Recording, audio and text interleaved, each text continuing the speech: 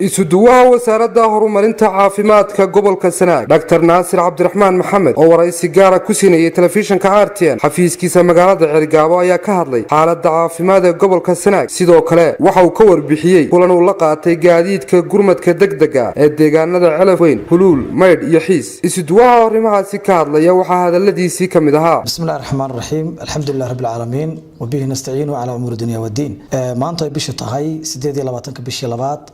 2019 taasoo ku sugannahay xarunta guud ee gobolka Sanaag magaalada madaxda Cergaabo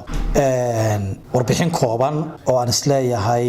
kullu waxay kamid tahay mararka qaar in la bixiyo oo ah xaaladda gobolka oo guud ahaan marka la eegayo yahay mid nabad qaba fiican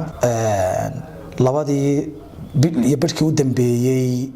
xanuuno oof oo ay ka dilaacay markii hore dhinaca xeebta markii dambana gobolka dhan wada saameeyay xanuunada faafa marka la eegayo waa kuwa ugu dhibta yar leh laakiin soo gobolka oo ballaaran iyo dadka oo xilli adag hadda ku jira oo kaliil ama jilaal ah ayaa xaaladaasi nagu soo korodhay ilaah baa mahadale dhammaan wala la tacaalay heer wasaaradeed iyo heer gobol iyo heer isbitaal 9 jeer ayaa gurmad degdega loo baxay oo dawada iyo gaadiidka iyo intaba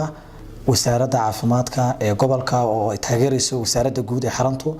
ay hawlaha ay galeen wilina muu dhamaanay uu jiraa isla haddadan imakadan maanta wanagii ambalaasyada oo dhan isugu yeernay sidaas iyaguna waa jiraa oo xaaladda caafimaad in dadka iyo dalka loo adeego ayaa muhiimada ugu weyn ahayd insha Allah bidmillaahi kariim waxa kale oo jira gobolku waa gobol aad ballaaran gaadiidka jooga ambalaas ahaan marka la eego waxay u dhigmaan boqolkiiba halkii joogay waxay noqotay marka inaan isugu yeerno logshiido iyo qaabkii u shaqeynayay inay hore u hayeen hadana inaan dardar gelino hadii Allah uu dal idmo waxa kale oo shaqeynaya dhammaan degmooyinkii iyo MCH-yadii